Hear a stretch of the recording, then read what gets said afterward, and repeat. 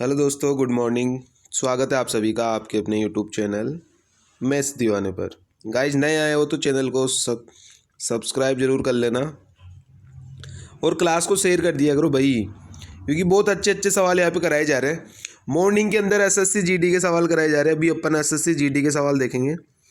और ये इस बार का जो आज का जो पेपर हुआ है, कौन सा पेपर, आज जो पेपर था सीजीएल का सीजीएल प्री का जो आज पेपर था, अगर आप ये जीडी वाली क्लास भी देख जाते ना तो भी आप है ना, अगर जीडी वाली क्लास देख जाते आप तो भी आप 20 क्वेश्चन तो करके आ जाते आराम से।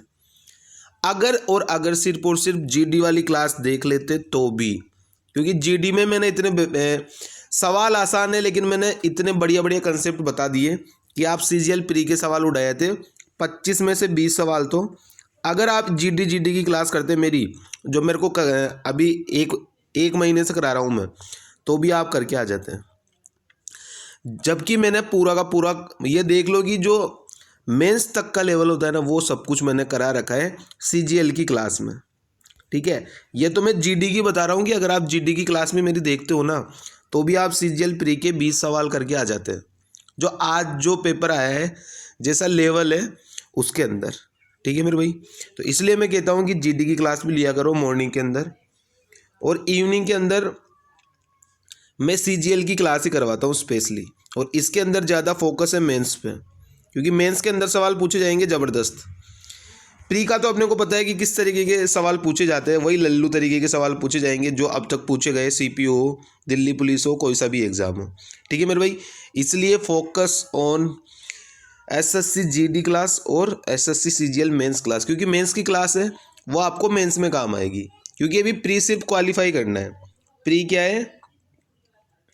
प्री ओनली क्वालिफाई मार्क्स लाने हैं आपको। ठीक है, मेंस में खेला जो भी है। इसलिए अगर आप जीडी की क्लास भी देख रहे हो ना तो भी आपके 25 में से 20 सवाल तो आप बना ही आते हैं, क्योंकि इतना सब कुछ सिखा दिया मैंने यहाँ पे। ठीक है मेरे भाई, चलते आज के अपने पहले सवाल पे। जीडी के प्रीवियस ईयर के सवाल कर रहे हैं, ध्यान से क्लास को लेना। ठीक है, और कितने सवाल होते हैं लास्ट में कमेंट जरूर करना। पहला सवाल आपकी कॉपी पर ये रहा। बताना क्या है अपने को? एलसीएम बताना है। एलसीएम क्या बताना है बाबू? एलसीएम बताना है। एलसीएम बताओ। संख्या क्या क्या दी है? 2/7, 2/3, 4/7 और 9/13। अब मैंने क्या बताया था? एलसीएम निकालना है तो अंश का एलसीएम क्या आएगा? अंश का एलसीएम अपोन में हर का एचसीएम। जो नहीं बोलेगा वो अपने को नीचे करना है, और जो बोलेगा वो अपने को अंश में करना है। तो अंश का एलसीएम 2, 4, 9 का एलसीएम क्या होता है? अगर आपको एलसीएम निकालना नहीं आता है, 9 का पहाड़ा बोलो। 9 1 जा 9, 9 2 जा 18। क्या 18 4 से कटता है? नहीं करता। 9 3 जा 27, 2 से भी नहीं करता, 4 से भी नहीं करता। 9 4 जा 36। अब 36 जो है वो 2 से भी कटेगा, 4 से भी कटेगा, 9 से कट ही रहा है। तो ये आ गया एलसीएम। नीचे एचसीएफ लो, सारे के सारे को प्राइम नंबर है, और को प्राइम नंबर का एचसीएफ क्या होता है? कल ही बताया था, 1 होता है। तो आंसर इसका कितना आ गया? 36। ये इसका एलसीएम है। क्या आंसर आ जाएगा? Option number B, 36 is the correct answer. इस तरीके से आपको एलसीएम निकालना है। ये तो है एलसीएम। अगर यही आपको बोल देता एचसीएफ निकालो, तो फिर क्या करते हैं? जो बोला है वो करेंगे ऊपर, अंश का एचसीएफ। अंश का एचसीएफ अपोन हर का एलसीएम। हर का एलसीएम, ये चीज़ ध्यान रखना मेरे भाई। एचसीएफ निकालने को बोले तो ये चीज़ करेंगे, और एलसीएम निकालने को बोले तो ये चीज़ करेंगे। ये चीज़ों को ध्यान में रखा करो। ठीक है, अब बढ़ते हैं नेक्स्ट सवाल पे। नेक्स्ट वाला सवाल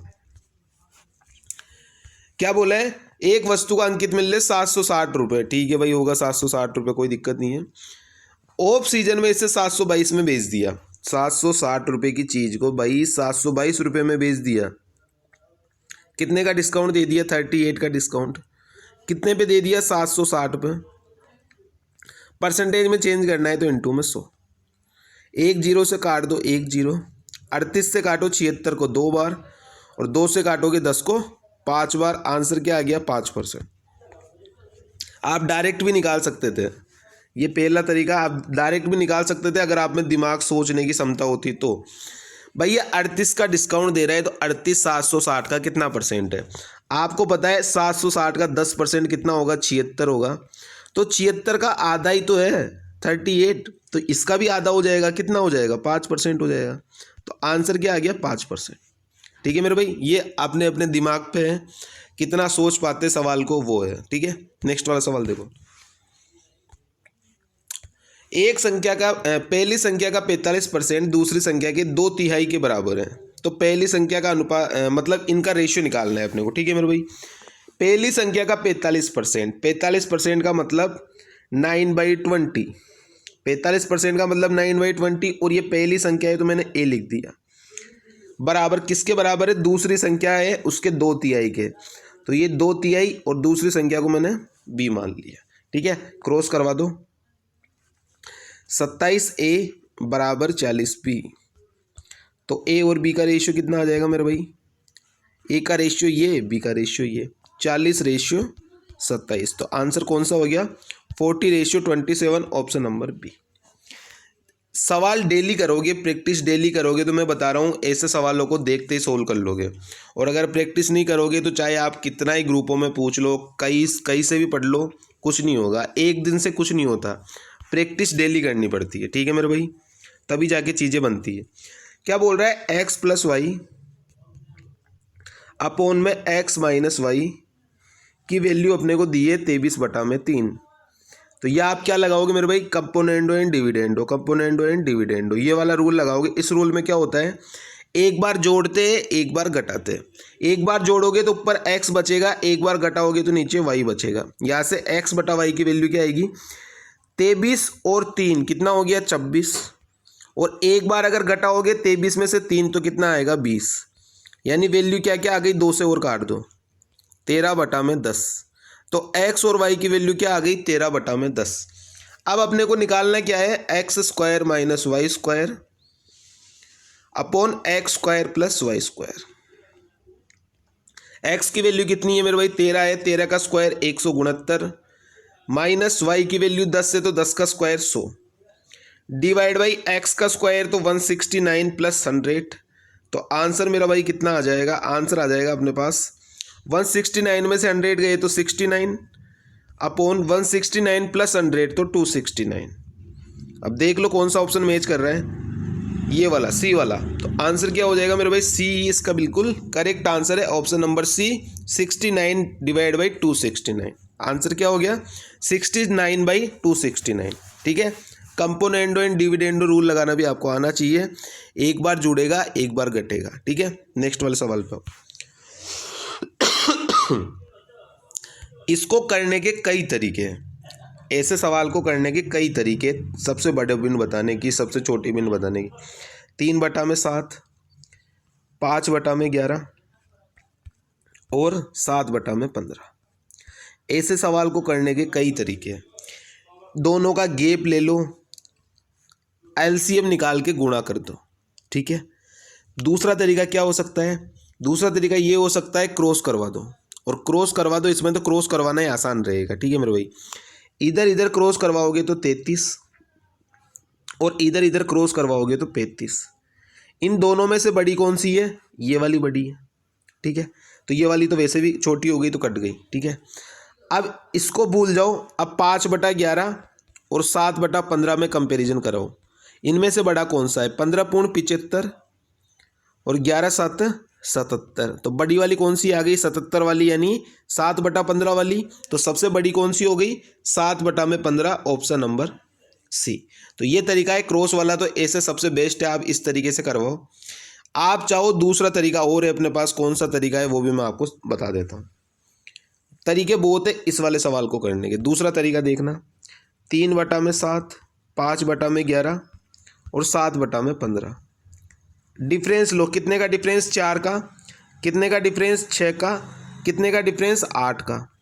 तो 4, 6 और 8 का एलसीएम क्या होगा? 4, 6, 8 का एलसीएम होगा मेरे भाई 24। यही होगा 24।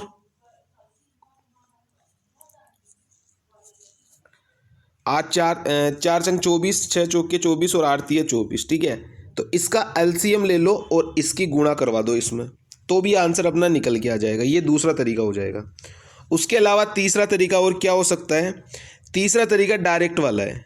तीसरा तरीका कौन सा होगा? डायरेक्ट वाला। और डायरेक्ट में कैसे सोचेंगे अपन? 3/7 है, 5/11 है और 7/15 है। तो तीसरा तरीका क्या है? आप 7, 11, 15 का एलसीएम ले लो। ये वाला क्या करेंगे, इसमें डायरेक्ट एलसीएम ले लेंगे नीचे वाले नंबर का 7, 11, 15 का, और जो भी एलसीएम आएगा उसको मल्टीपल में गुणा करके और वैल्यू निकाल लेंगे। तो अपने को इतना झमेला नहीं पालना है, अपने को डायरेक्ट क्या करना है? क्रॉस करवाना है। क्या करना है? डायरेक्ट क्रॉस करवाना है, जो मैंने शुरू में बताया। क्रॉस वाला मेथड बेस्ट है। छोटी छोटी वैल्यू है, 3/7, 5/11, 7/15। क्रॉस करवाया आपने 33 आ गया, क्रॉस करवाया आपने 35 आ गया। तो आपको पता लग गया कि ये तो छोटी है 33 वाली, तो 35 वाली बड़ी है। अब इन दोनों में करवा लो, तो 15×75 और 11×7 77। 75 और 77 में से बड़ी कौन सी है? 77 वाली है, यानी सबसे बड़ी बिन कौन सी है? 7/15। ठीक है मेरे भाई, नेक्स्ट वाले सवाल पे आओ। तरीके बहुत है, ठीक है। 4p = 6q = 9r। P Q R की वैल्यू निकालनी है। किस तरीके से निकालेंगे चीज़ को समझना। अगर आपको पी की वैल्यू निकालनी है, पी की वैल्यू निकालनी है, तो पी पर रख दो अंगुली, 4p पर रख दो अंगुली और क्यू और आर की गुणा करा दो। तो पी की वैल्यू कितनी आ जाएगी? 9×6 = 54। कैसे आई? 6 गुणा में 9 54। तो ये पी की वैल्यू आ गई। अब क्यू की वैल्यू कैसे निकालोगे आप? क्यू की वैल्यू के लिए आपको क्या करना है? क्यू के ऊपर रख दो अंगुली, 6q के ऊपर अंगुली रख दो, तो क्या क्या आपको दिखेगा? 4p और ये 9r, तो 9×4 = 36। ये आ गई क्यू की वैल्यू। अब आपको आर की वैल्यू निकालनी है। तो आर की वैल्यू कैसे निकालोगे? आर पे रख दो अंगुली, 9r पे अंगुली रखोगे तो आपको क्या क्या दिखेगा? 4p और 6q, यानी 4 गुणा में 6 कितना हो गया? 24 हो गया। आ गई चीज़ समझने में। ये पी क्यू आर की वैल्यू आ गई। अगर ये किसी से कट रही है तो आप इसको काट सकते हो, ठीक है। किससे कट रही है? ये 6 से कट रही है, तो 6 से काट दो। 6 नाम 54, 6 छड़ेंगे 36 और 6 चौके 24। तो आंसर क्या आ गया मेरे भाई? 964, ऑप्शन नंबर ए। आंसर क्या आ जाएगा? 964, option number A is the correct answer. सबसे बेस्ट मेथड यही है इस वाले सवाल को करने का। नेक्स्ट वाले सवाल पे हो। एमडीएच का सवाल दिख रहा है। सवाल पढ़ते पता पड़ गया कि एमडीएच का सवाल है। किसका सवाल है मेरे भाई? एमडीएच मसाले का सवाल है। क्या बोल रहा है सवाल में? 25 पुरुषों को प्रतिदिन 6 घंटे कार्य करते हुए एक निश्चित कार्य को करने में 16 दिन लगते हैं। तो लिख दो, क्या दिक्कत है? 25 × 6 × 16। अब क्या बोल रहे हैं? प्रतिदिन 8 घंटे में काम करूं, 5 दिनों तक काम करूं, तो कितने आदमियों की ज़रूरत होगी मेरे को? एक्स आदमी मान लिए मैंने। काटना स्टार्ट करो। 5 से काटो 25 को 5 बार, 8 से काटो 16 को 2 बार। तो एक्स की वैल्यू कितनी आ गई मेरे भाई? 5 × 30 और 30 दूनी 60। आंसर क्या आ जाएगा? 60। 60 कौन सा ऑप्शन है? Option number B.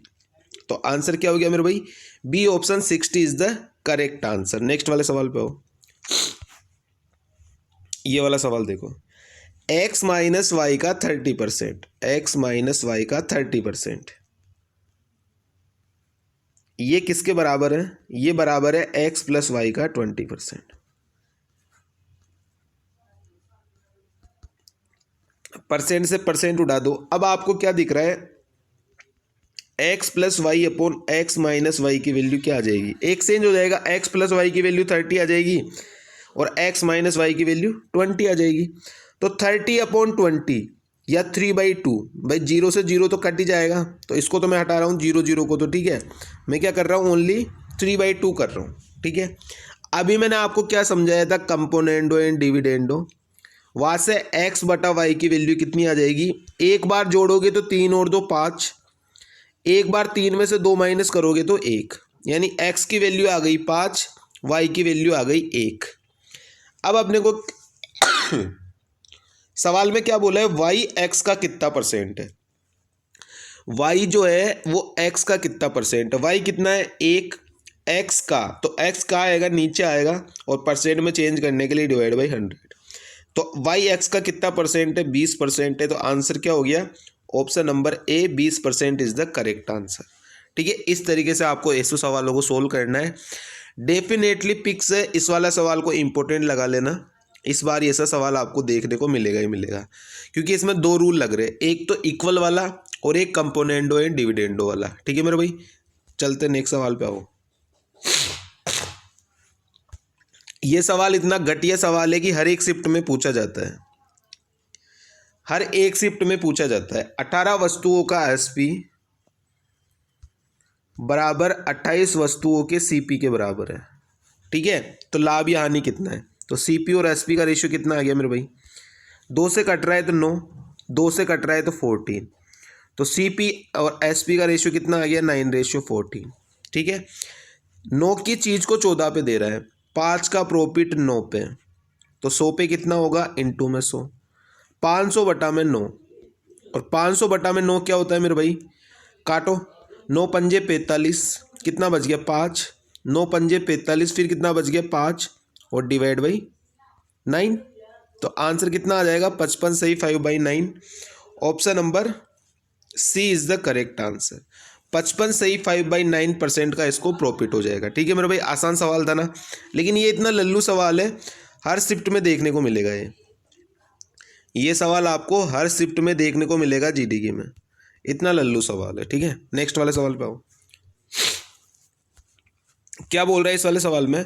एक खुदरा विक्रेता 1125 रुपये में एक रिक्शे को खरीदता है और उसके ऊपर जो है वो 75 रुपये और ख़त्म कर देता है ऊपरी वे, जैसे हवा भर वाली, पिंचर निकलवा लिया। तो 1125 रुपये का रिक्शा खरीदा और ऊपरी वे 75 रुपये, मतलब वो रिक्शा उसको सीपी कितने का पड़ गया? 1125 का खरीदा और 75 रुपये और लगा दिया, तो उसको सीपी मान लो आप 1200 रुपये का वो रिक्शा पड़ गया उसको। अब वो 1280 रुपये के सामान को 1380 में बेच रहे हैं, 1280 रुपये के 1200 रुपये के सामान को 1380 रुपये में बेच रहे हैं। ठीक है मेरे भाई, कितने का प्रॉफिट कमा रहा है? 180 रुपये का प्रॉफिट, किस पे? 1200 पे, तो 100 पे कितने का कमाएगा? इंटू में 100, 2 जीरो से उड़ गया 2 जीरो, और 15 12 180 होता है, यानी 15%। तो आंसर कितना आ गया? 15%। इसका करेक्ट आंसर है ऑप्शन नंबर सी। ठीक है, आसान सवाल था ना। बस ये ऊपरी वे का मतलब ये है कि जैसे आपने कोई सामान, जैसे आपने मोटरसाइकिल खरीदी, सेकंड हैंड खरीदी आपने मोटरसाइकिल 25,000 रुपये की। ठीक है, अब उसमें लेकिन बहुत सारी कमियां थी, आपने उसको ठीक कराने में 5,000 रुपये और लगा दिए, तो आपको वो बाइक क्या है? 30,000 रुपये की पड़ गई। ठीक है, और आप उसे बेच रहे हो, जैसे 30,000 के सामान को आप बेच रहे हो 40,000 रुपये, तो जीरो से जीरो ये पूरे कट गया। कैसे के? 3 की चीज़ को 4 पे बेच रहे हो, यानी 33 सही 1/3% का आपको प्रॉफिट हो रहा है। सेम टू सेम सवाल था ये वाला। ठीक है, नेक्स्ट वाले सवाल पे आओ। 1280 के गुणनखंडों की संख्या ज्ञात करो। तो गुणनखंडों की संख्या कैसे निकालते हैं? सबसे पहले इसको प्राइम फैक्टर में तोड़ो 1280 को। तो किस तरीके से तोड़ सकते हैं अपन? 128 गुणा में 10। 128 को किस तरीके से लिख सकते हैं? दो का आपको आता है स्क्वायर, आता है क्यूब आता है आपको, तो 2 का स्क्वायर हो गया 4 8 12, 4 8 16 32, ठीक है 64, 128, यानी 2 की पावर 7 इंटू में 10 को कैसे तोड़ सकते हैं? 5 इंटू में 2, ये तोड़ दिया अपन ने। अब क्या करो, इस 2 को 2 के साथ लिख लो, 2 को 2 के साथ लिख लो आप, मतलब 2 की पावर 8 इंटू में 5। अब आपको गुणनखंड निकालने हैं टोटल नंबर। तो क्या मैंने बताया था पहले भी, पावर में जितनी भी होती है, यहाँ पे कुछ नहीं है, मतलब पावर 1 है, पावर में +1 कर दो तो 8 + 1, और दोनों की गुणा कर दो पावर की, जितनी भी पावर है। यहाँ पे पावर 1 है तो 1 + 1, पावर +1 और सबकी गुणा, तो यहाँ पे कितना आ गया? 8 और 1 9, इंटू में 1 + 1 2, तो आंसर कितना आ जाएगा? 18। यानी 18 ऐसी संख्या है जो 1280 को उड़ा देगी। ठीक है, गुणनखंडों की संख्या कितनी हो गई? 18। ठीक है, चलते हैं नेक्स्ट वाले सवाल पे। ए, बी और सी 3 बंदे हैं। ए की आय बी की आय से 40% अधिक है। 40% मतलब 2/5। अगर बी की आय 5 है तो ए की आय कितनी है? 5 से 2 ज़्यादा, यानी 7 है। सी की आय ए और बी की कुल आय से 30% कम है। अब इन दोनों की टोटल आय कितनी है, 12 है, और 12 से 30% कम है यानी 70% है। तो 12 का 70% कितना होता है मेरे भाई, 8.4, यानी सी की आय कितनी है, 8.4। ठीक है, सी की आय कितनी आ गई मेरे भाई, सी की आय आ गई 8.4। अब मैं इसको क्लियर कर रहा हूँ, ठीक है, ये समझाने के लिए था। अब आप खुद बताओ, अपने को ए की आय और सी की आय से मतलब है, बी की आय से कोई मतलब नहीं है, भूल जाओ। ए की आय कितनी है, 7, और बी की आय कितनी है, 8.4। मैं पॉइंट को हटा के इधर जीरो चिपका रहा हूँ। 14 से काटो, 14 पंजे 70, 14 छंग 84। सवाल में क्या बोल रहा है, ए की आय सी की आय से कितने परसेंट कम है। ए की आय सी की आय से कितना परसेंट कम है, 1 यूनिट कम है, 5 पे 6 पे, क्योंकि कंपैरिजन करा रहा है सी से, तो 1/6 गुणा में 100, और 1/6 गुणा में 100 कितना होता है, 16 से 2/3%। तो आंसर क्या आ जाएगा, 16 से 2/3%। ठीक है, ऑप्शन नंबर सी। नेक्स्ट वाले सवाल पे आओ। अब ये वाला सवाल डेविएशन अगर आपको आता है तो बहुत बढ़िया है, नहीं आता है तो क्या करोगे, प्लेलिस्ट खोलोगे मेरे चैनल पे जाके, और प्लेलिस्ट में जाके देखोगे आपको एक प्लेलिस्ट मिल जाएगी डेविएशन वाली। वहाँ जाओगे, 25 मिनट की एक क्लास है, उस 25 मिनट की क्लास को जाके देख लेना, पूरा डेविएशन समझ में आ जाएगा। ठीक है, अब आते इस वाले सवाल पे। 45 छात्रों की एक कक्षा की औसत आयु है 18 वर्ष। टोटल 45 स्टूडेंट हैं, इनकी एवरेज जो एज है वो है 18 साल। टोटल है ये, टोटल वाला है। ठीक है, अब क्या बोल रहे हैं, 35 छात्रों की औसत आयु 15 वर्ष है। 45 में से 35 छात्रों की औसत आयु 15 वर्ष है, तो बोला है कि बाकी के 10 छात्रों की औसत आयु कितनी होगी, ये अपने को फाइंड करना है। क्या करना है, ये अपने को फाइंड करना है। ठीक है मेरे भाई, अब आप क्या करोगे, इसमें लगाओगे डेविएशन। ठीक है, डेविएशन किस तरीके से लगता है, कंपेयर करो। टोटल 18 है एवरेज एज, और इन 35 की 15 है, यानी कितने की कमी है, सब में 3 की कमी है। कितनी जगह, 35 जगह। 3 की कमी 35 जगह, यानी टोटल कमी कितने की है, 35 गुणा में 3, 105। 105 की कमी है इन 35 लोगों के पास। तो इस 105 की कमी को कौन पूरा करेंगे, जो बाकी के ये 10 स्टूडेंट होंगे, तभी तो सभी की मिला के टोटल एवरेज एज 18 होगी। तो इस 105 को बांट दो, टोटल कितने स्टूडेंट बचे, 10 में। तो इस 105 को अगर 10 में अगर आप बांटोगे तो प्रत्येक को 10.5 कम मिला हुआ है, तो अब प्रत्येक को 10.5 ज़्यादा मिलेगा, यानी एवरेज एज अगर 18 थी तो अब सबको 10.5 ज़्यादा मिलेगा। तो आंसर कितना आ जाएगा मेरे भाई, 28.5। ये इसका करेक्ट आंसर है, option number A. I think चीज़ें समझ में आ गई होगी अच्छे से। डेविएशन का मतलब है कि आपको जीरो बनाना है। अगर यहाँ पे माइनस आ रहा है, मतलब कि अगले जो बंदे बचे हुए हैं उनके पास जो है वो प्लस 105 होना चाहिए 10 बंदों में, यानी प्रत्येक को 10.5 ज़्यादा मिलना चाहिए। यानी एवरेज एज अगर 18 थी तो इनको 18 से 10.5 ज़्यादा रही होगी इनकी एवरेज एज, तभी तो जाके डेविएशन जीरो होगा। यहाँ पे -105, इधर +105, तो डेविएशन हो गया जीरो, इसलिए। ठीक है, और डेविएशन समझ में नहीं आता है तो बेसिक भी कर सकते हो। 45 गुणा में 18 -35 गुणा में 15 और डिवाइड बाई, ये जो माइनस आएगा इसको 10 से भाग दे देना और जोड़ देना, आंसर आ जाएगा। ठीक है, बाकी इतना जमेला मत पालो, ये वाला द बेस्ट है डेविएशन। ये वाला सवाल देखो, दो संख्याओं का एलसीएम उनके एचसीएफ का 12 गुना है। एलसीएम जो है वो एचसीएफ का 12 गुना है। एचसीएफ अगर 1 है तो एलसीएम 12 है, और इन दोनों एक संख्या 15 है और एचसीएफ और एलसीएम का योग 65 है। एचसीएफ और एलसीएम का योग मेरा भाई कितना है, आप खुद बताओ, 13 है। 13 की वैल्यू दी है, 65 है, तो 1 की वैल्यू कितनी आ गई, 5 आ गई। यानी अपना एचसीएफ कितना आ गया, 5, और एलसीएम कितना आ गया, 12 गुणा में 5 यानी 60। ठीक है, अब एक संख्या पता है, जब आपको पता है कि दूसरी संख्या निकालनी हो तो कौन सा फॉर्मूला लगाते हैं, एचसीएफ गुणा में एलसीएम बराबर फर्स्ट नंबर इंटू में सेकेंड नंबर। यही निकालते हैं, फॉर्मूला ये लगाते हैं। HCF अपने को पता है 5 है, LCM अपने को पता है 60 निकल लिया अपना। एक नंबर अपने को 15 दिया है, तो दूसरा नंबर आप फाइंड नहीं कर सकते। दूसरे नंबर को मान लो x, तो x की वैल्यू नहीं निकाल सकते। 15 से काटो 60 को 4 बार, 5 गुणा में 4, ये सेकंड नंबर आ गया कितना 20। आंसर क्या हो गया 20। ठीक है, आसान सा सवाल है, हजारों दफा समझा रखे ऐसे सवाल, इंपॉर्टेंट मार्क कर लेना इस वाले सवाल को। ठीक है, नेक्स्ट वाले सवाल पे आओ। एक सब्जी विक्रेता थोक बाजार से 4500 रुपये में सब्जियां खरीदता है और ओवरहेड खर्च क्रय मूल्य का 4% है। वही अभी मैं सिखा रहा था ना भाई, 4500 रुपये में इसने सब्जी खरीदी। अब इसने टोल वोल भी पार किए होंगे, कुछ भी रहा होगा, तो उसमें इसका 4% और लग गया। 4500 का 4% क्या होता है? 4500 का 1% कितना होता है? 45। तो 4500 का 4% कितना हो जाएगा? 45 गुणा में 4 यानी 180। यानी इसके 180 रुपये और लग गए।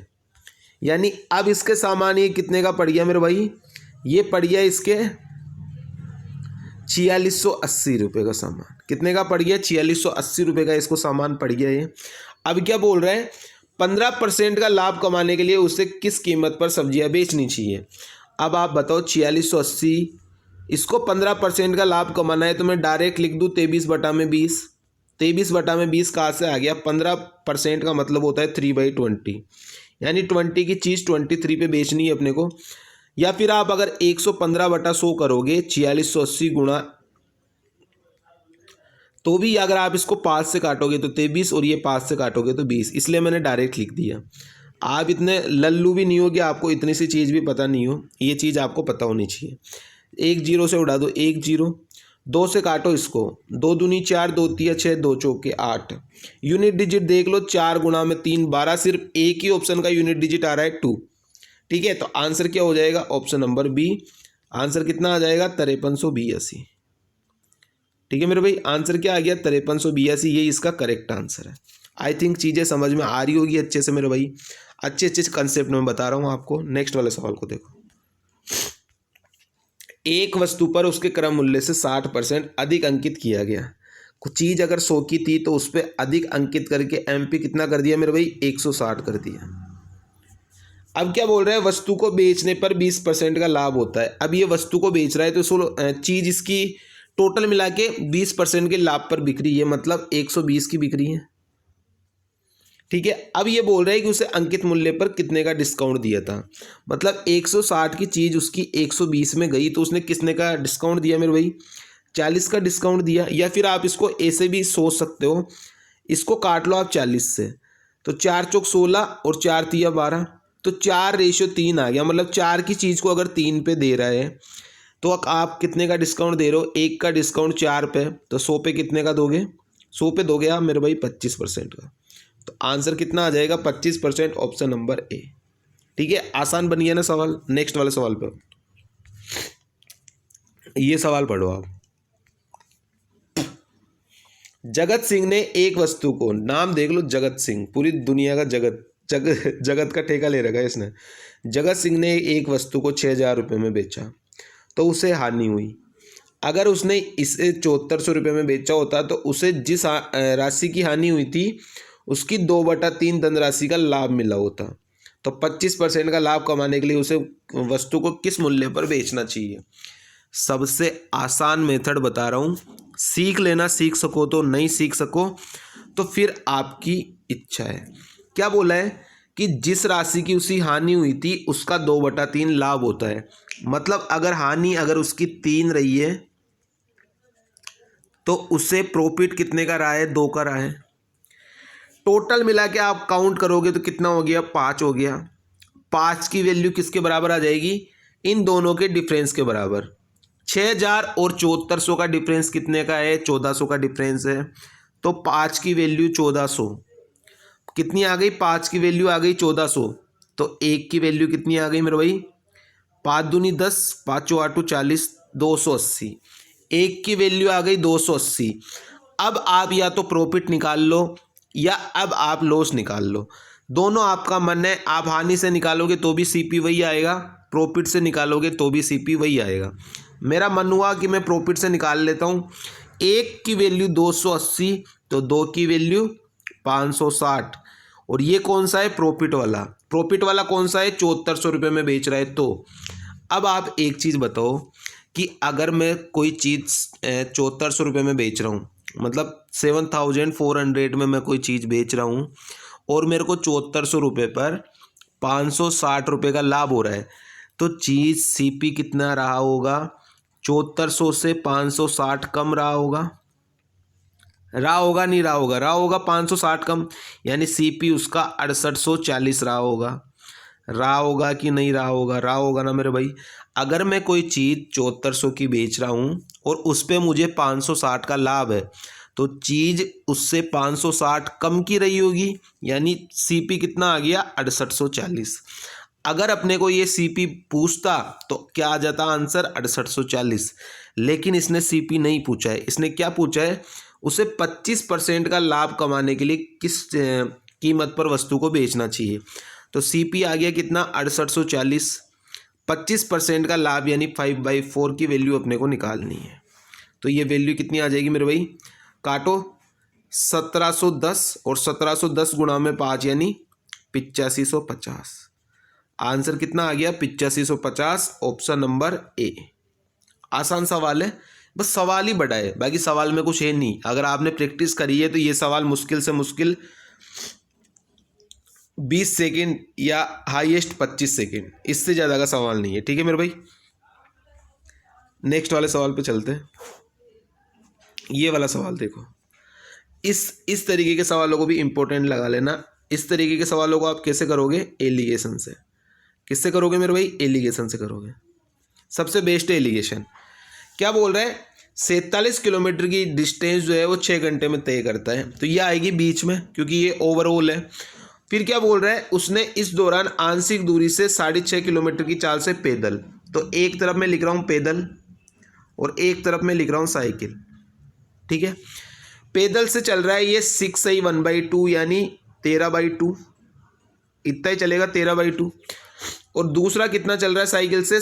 17/2, ये चल रहा है मेरे भाई 17/2। और ओवरऑल कितना चल रहा है? 47 किलोमीटर की डिस्टेंस कर रहा है 6 घंटे में। तो मैं क्या करता हूँ मेरे भाई, ये 47/6 तो कटेगा नहीं, मैं डिवाइड बाई 6 को क्या करता हूँ? इधर गुणा कर देता हूँ इन दोनों के साथ। अगर मैं इन दोनों के साथ गुणा करूँगा तो मेरा क्या क्या बनेगा? 2 से कट जाएगा 6 3 बार, 13 तिया 39। 2 से कट जाएगा 3 बार तो 51, और बीच में ये 47 है ही। ठीक है, तो यहाँ से टाइम का रेशियो मेरे पास क्या क्या आ जाएगा? 4 और इधर से आ गया 8, यानी 1/2। रेशियो कितना आ गया? 1/2 रेशियो आ गया मेरे पास। अब मेरे को क्या बताना है? साइकिल द्वारा तय की गई दूरी, यानी ये वाली 17/2 वाली डिस्टेंस मेरे को बतानी है। ठीक है, अब आप ये बताओ यहाँ पे टाइम कितना ले रहा था? टोटल 6 घंटे। अपने हिसाब से कितना टाइम ले रहा है? 3 घंटा। तो 3 की वैल्यू 6, तो अपने को तो साइकिल वाली निकालनी है। तो साइकिल वाली कौन सी है? 2 वाली। तो 3 की वैल्यू 6, तो 2 की वैल्यू 4 आ गई। अब आप ये बताओ कि वो 17/2 किलोमीटर की चाल से साइकिल चला रहा है, और अगर 4 घंटे साइकिल चलाएगा, समझना मेरी बात को, कि 17/2 से चला रहा है और 4 घंटे अगर वो साइकिल चलाएगा तो वो कितनी डिस्टेंस तय करेगा मेरे भाई? 17 गुणा में 2 34। तो उसके द्वारा साइकिल से चली गई दूरी कितनी हो गई? 34। तो आंसर कितना आ जाएगा? ऑप्शन नंबर बी इसका बिल्कुल करेक्ट आंसर है। ठीक है मेरे भाई, आ जाए नेक्स्ट सवाल पर। चलो, 2 गोलों के पृष्ठीय क्षेत्रफल का अनुपात 4:25 है। मैंने पहले भी बोल रखा है, जब तक आपको फॉर्मूला पता नहीं होगा आप ऐसे सवालों को हिला भी नहीं सकते हैं। ठीक है मेरे भाई, तो गोले का पृष्ठीय क्षेत्रफल आप फॉर्मूला लगाओगे 4πr1 का स्क्वायर डिवाइड बाई 4πr2 का स्क्वायर। तो आप देखोगे मेरे भाई कि इसका रेशियो दिया है 4/25। तो यहाँ से 4π तो कट जाएगा। r1/r2 कितना आ जाएगा? ये स्क्वायर में है तो ये अंडर रूट में चल जाएगा, तो 2/5 आ गया। आ गया नहीं आ गया? अब ये बताओ मेरे को कि उसका अपने को आयतन निकालना है। आयतन के लिए बस अपने पास ये 4π ये सब कुछ कट जाएगा, बस r1 का क्यूब और r2 का क्यूब अपने को निकालना है। तो 2 का क्यूब कितना हो जाएगा? 8, और 5 का क्यूब कितना हो जाएगा? 125। तो आंसर मेरे भाई कितना आ जाएगा 8:125, ऑप्शन नंबर ए। आंसर कितना हो जाएगा 8:125। ठीक है, फॉर्मूला अगर आपको याद होंगे तो आप तुरंत सवाल कर दोगे, नहीं तो अगर इसमें फॉर्मूले याद नहीं है तो आप मेरे भाई कुछ नहीं कर सकते। फिर नेक्स्ट सवाल पे चल जाना। ठीक है, ये वाला सवाल बताओ। 984 में कोई सामान को दे रहा है तो अरुण को 18% की हानि होती है। 18% हानि मतलब 82% पे दे रहा है, तो 82% की वैल्यू कितनी दी हुई है 984। अपने को 15% लाभ यानी 115 की वैल्यू निकालनी है। तो कितनी हो जाएगी 984 इंटू में 115 और डिवाइड बाई 82। काटा पीटी करो, काटा पीटी करोगे तो क्या किससे कर सकते हो, 2 से काट लो 41, 2 से काटोगे 2 चौके 8, 2 नाम 18। ठीक है, एक लग 2 दूनी 4। ठीक है, अब किससे कर सकता है 41 वन जा 41 कितना बच गया, हाँ 41 से कर सकता है ये। 41 वन जा 41 कितना बच गया 8, 41 दूनी 82। अब आप देखो कि 115 गुणा में 12 बच गया अपने पास। 12 गुणा में 115, 12 का पाड़ा आता है, 12 का पाड़ा बोलो, 12 पंजे 60, हासिल लग गया 6, 12 और 6 18, हासिल लग गया 1, 12 और 1 13, 1380 इसका बिल्कुल करेक्ट आंसर है। कौन सा ऑप्शन है, ऑप्शन नंबर डी। ठीक है मेरे भाई, नेक्स्ट वाले सवाल पे आओ। दो कर्मिक छूट मिल जाने पर सीमा को 200 रुपये की अंकित मूल्य वाली साड़ी 153 में मिल जाती है। 200 रुपये की साड़ी मिल रही है अगली बंदी को 153 में। अब इसके अंदर दो डिस्काउंट है, दो डिस्काउंट है। अब पहला डिस्काउंट दिया है कि यदि दूसरी छूट 15% है, इसको दूसरी मानो पहली मानो उससे कोई फर्क नहीं पड़ेगा। मैं मान लेता हूँ ये पहली है और 200 का 15% कितना होता है 30 होता है, यानी उसको अगर 30 रुपये की छूट मिल गई तो 200 में से 30 अगर कम हो गया तो 170 की रह गई, चीज़ 170 की रह गई। अब 170 की चीज़ को 153 में देगा तो वो दूसरा डिस्काउंट परसेंट निकल के आ जाएगा। अब 170 की चीज़ को 153 पे देना है, या फिर आप रेशियो काट लो। 17 का पाड़ा आता है 17 दाई 110 और 17 नमानी 153। 10 की चीज़ 9 पे दे रहा है, कितने का डिस्काउंट दे रहा है, 1 का डिस्काउंट 10 पे, तो 100 पे कितने का देगा मेरे भाई, ये दे देगा 10% का। तो आंसर कितना हो जाएगा, ऑप्शन नंबर डी 10% इसका बिल्कुल करेक्ट आंसर है। ठीक है मेरे भाई, आसान सा था ना, ज़्यादा हार्ड था ही नहीं। नेक्स्ट वाले सवाल पे आओ। 3 संख्याओं का योगफल दिया हुआ है, पहली और दूसरी संख्या का रेशियो 3:4, दूसरी और तीसरी संख्या का रेशियो 5:6 है। रेशियो निकालना आपको आता है नहीं आता, पहले तीर को चलाओ सीधा तो 5 तिया 15, फिर चलाओ तीर को टेढ़ा तो 5 चौके 20, फिर तीर को चलाओ सीधा 6 गुणा में 4 24। कितना हो गया मेरे भाई, 20 और 20 40, 40 और 10 50, 50 और 9 59, 59 की वैल्यू 118, तो 1 की वैल्यू कितनी आ गई 2 आ गई। क्या बोला है, तीसरी संख्या निकालो। तीसरी संख्या कौन सी है 24 यूनिट, 24 की वैल्यू 1 की वैल्यू 2 तो 24 की वैल्यू 48। आंसर क्या आ गया 48, ऑप्शन नंबर बी। ठीक है, बी इसका बिल्कुल करेक्ट आंसर है। नेक्स्ट वाले पाओ। 26 छात्रों की औसत आयु 15 वर्ष है। 26 छात्रों की औसत आयु 15 वर्ष है। एक शिक्षक की आयु को भी शामिल कर ले तो सब औसत आयु 1 से बढ़ जाएगा। एक चीज़ बताना मेरे भाई, आपके पास टोटल 26 स्टूडेंट है और 26 स्टूडेंट की औसत आयु 15 है। अब क्या होता है, एक मास्टर आ जाता है आपकी क्लास में। एक मास्टर आ जाएगा तो पहले आप 26 थे, अब कितने हो गए 26 और 1 27 हो गए, हुए नहीं हुए हो गए। और 27 की औसत उम्र 1 से बढ़ गई, यानी टोटल 27 बढ़ गई। तो अब आप ये बताओ कि मास्टर के आने से आपको कितना मतलब टोटल शिक्षक की आयु कितनी हो जाएगी।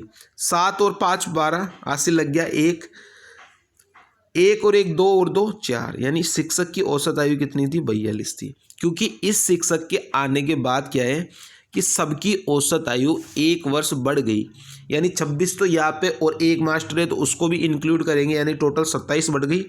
तो 27 और 15 पहले थी, यानी औसत अब जो उसकी आयु कितनी हो गई मास्टर की 42 हो गई। ठीक है, तो आंसर कितना हो गया 42। नेक्स्ट वाले सवाल पे आओ। 5x + 1 डिवाइड बाई 3 बराबर x+3/7 क्या निकालना है अपने को, x की वैल्यू निकालनी है। तो ये तो आसान है यार, क्रॉस मल्टीप्लाई कर दो। 5 7 35x+7 बराबर 3x+9। तो 35 में से 3 गया तो 32x बराबर 9 में से 7 गया तो 2। तो x की वैल्यू कितनी आ गई, 2/32। है क्या कहीं ऑप्शन में, नहीं है। तो और काट लो 2 से, 1/16। तो आंसर कितना आ जाएगा मेरे भाई, 1/16, ऑप्शन नंबर डी। कौन सा आंसर हो गया, आंसर हो गया 1/16, ऑप्शन नंबर डी। ठीक है मेरे भाई। तो शायद अब सवाल खत्म हो चुके हैं, ये आज के अपने सवाल थे मेरे भाई। देखो एसएससी सीजीएल का पेपर जो आ रहा है उसकी मैथ्स जो है वो इतनी अभी तक मेरे को ज़्यादा दिखी नहीं कि हाई लेवल है। ये मान सकते हो इजी है अगर आपने पढ़ा है तो, अगर आपने नहीं पढ़ा है तो आप ज़्यादा से ज़्यादा मॉडरेट बोल सकते हो। इससे ज़्यादा हार्ड नहीं पूछी जा रही है और मेरे हिसाब से तो इजी है। अगर आप सवाल देखोगे, क्लासेस लेते हो तो आप देख लोगे कि हाँ भाई इजी है, बिल्कुल ज़्यादा हार्ड पेपर आ ही नहीं रहा। ठीक है मेरे भाई। उसके अलावा अभी शाम को मैं सीजीएल का देखते क्या सीन होता है, बाकी इम्पोर्टेंट सवाल शाम को मैं क्लास बनाऊंगा, उसके अंदर 40 से 50 सवाल लेके आऊँगा इम्पोर्टेंट। ठीक है। और अभी आपसे कितने सवाल बने जीडी के वो कमेंट जरूर करना मेरे भाई। चैनल पे नए आए हो तो सब्सक्राइब कर लेना और दोस्तों के साथ सेशन को शेयर कर देना। अगर आप जीडी की क्लासेज भी लेते हो ना डेली, तो सीजीएल का पेपर उठाना, आज का जो भी एनालिसिस वगैरह हो रहा है उसमें से आप 25 में से 20-22 क्वेश्चन कर दोगे आराम से। ठीक है। तो इसलिए जीडी वाली क्लास भी इंपॉर्टेंट है और शाम को सीजीएल की कराते हैं वो तो इंपॉर्टेंट है ही। ठीक है मेरे भाई, चलते। Thank you so much, tata bye bye.